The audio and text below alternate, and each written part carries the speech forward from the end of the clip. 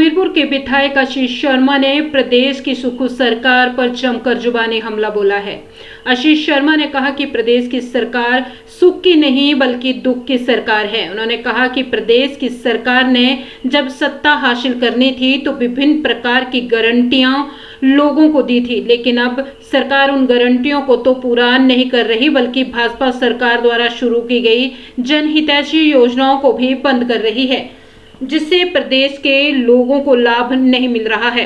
उन्होंने कहा कि प्रदेश की सरकार द्वारा अब पानी का बिल भी लोगों से वसूला जाएगा। वहीं आशीष शर्मा ने कहा कि प्रदेश की सुख सरकार ने पुलिस कर्मियों को HRTC बस में सफर की सुविधा मिलती थी, उसको भी बंद कर दिया है, जो कि बड़ा दुर्भाग्यपूर्ण है।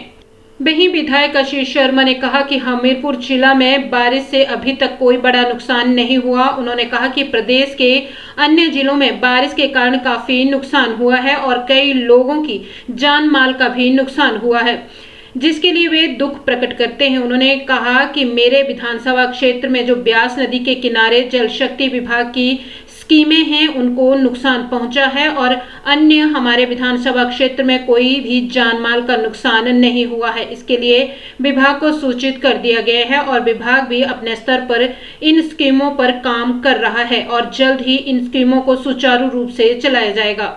आपको बता दें कि सरकार ने हिमाचल के ग्रामीण क्षेत्रों में चल रहे होटल, रेस्टोरेंट सहित अन्य तरह के व्यावसायिक गतिविधियां चलाने वाले संस्थाओं के लिए भी फ्री पानी नहीं मिलेगा। सरकार ने इनके लिए पानी की नई दरें तय की हैं। इनके अनुसार इन्हें अब पानी का बिल देना पड़ेगा। विधायक आशीष शर्मा ने कहा कि हिमाचल के ऐसे लोग जिनकी आय 50,000 से कम है या विधवा, एकल नारी, दिव्यांग व्यक्ति हैं, उन्हें पानी का बिल नहीं देना होगा। इन्हें पहले की तरह फ्री सुविधा मिलती रहेगी। उन्होंने कहा कि मुझे नहीं लगता कि 50,000 की आय वाला व्यक्ति कोई होगा, क्योंकि आजकल मजदूर 500 रुपए दिहाड़ी लेता है। देखिए, ये सरकार झूठ की सरकार है। ये सरकार सुख की नहीं दुख की सरकार है और ये बात लोगों को समझनी पड़ेगी कि इस सरकार में किसी भी जन कल्याण की उम्मीद लोग ना रखें। सरकार से जो सरकार ये बोल के सत्ता में आई कि हम युवाओं को नौकरियां देंगे, महिलाओं को 1500 रुपये देंगे, 1 लाख नौकरी देंगे, 100 रुपये लीटर दूध खरीदा जाएगा।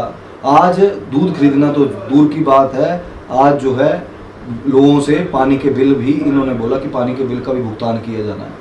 बिजली के बिल लोगों को आने लग पड़े हैं। जो 125 यूनिट पिछली सरकार ने फ्री में दिए थे, जयराम जी की सरकार ने 300 यूनिट इन्होंने वादा किया था, लेकिन वो भी बिल लग पड़े हैं आने।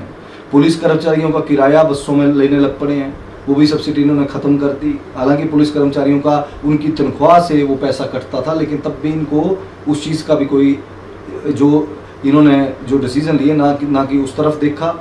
और चाहे वो गरीब तबके की बात करें, कामगार बोर्ड की कापियाँ बंद हैं।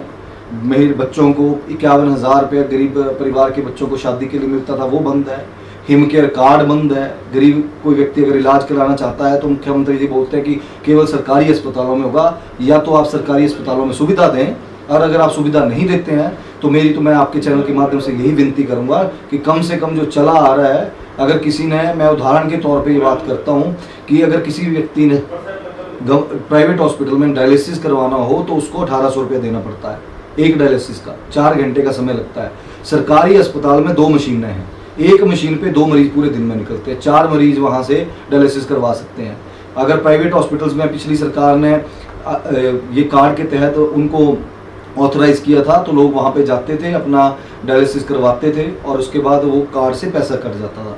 लेकिन उन व्यक्तियों का क्या होगा जो महीने में 5 बार डायलिसिस करवाते हैं? अगर उनका 9,000 10,000 रुपये खर्च आएगा तो वो क्या सरकार देगी? वो व्यक्ति तो जिन्होंने खेत बेच दिए, जमीनें बेच दी अपने इलाज के लिए, वो व्यक्ति तो बेचारा मर जाएगा। और शायद इस तरह के कर्म जो ये सरकार कर रही है वो ईश्वर देखने वाला है, जनता देखने वाली है। आने वाले समय में उनको इन कर्मों का भुगतान जो है इसी धरती पे, इसी यहीं पे ही करना पड़ेगा।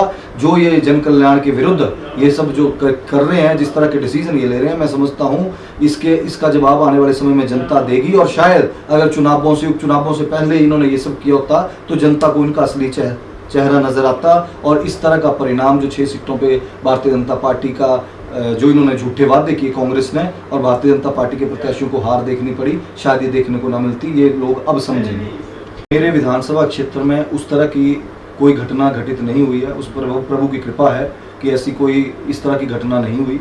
लेकिन जहाँ पे ये घटित हुआ है, जिस तरह से कई लाइफ जो है, कई हमारे हिमाचल प्रदेश के जो लोग हैं, कईयों को अपनी जान गंवानी पड़ी है, मैं उनके लिए आपके चैनल के माध्यम से संवेदना प्रकट करता हूँ। उनके परिवारजनों को मैं भगवान से प्रार्थना करता हूँ कि उनको प्रभु शक्ति दे इस दुख को सहने की और उनकी आत्मा को शांति दे।